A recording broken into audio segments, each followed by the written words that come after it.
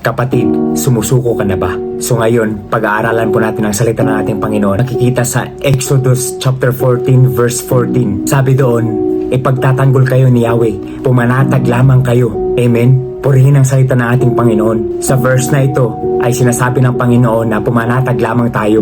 Ano man ang mga pagsubok na naranasan po natin sa buhay natin ay hindi tayo pababayaan ng Panginoon. Dahil sabi nga sa kanyang salita, the Lord will fight for us.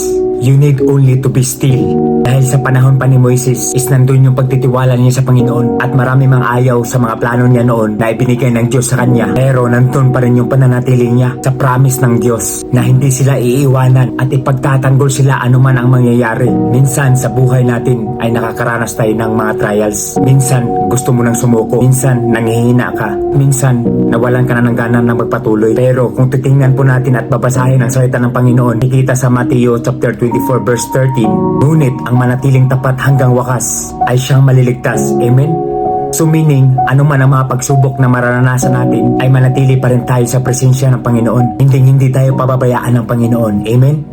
To God be the glory.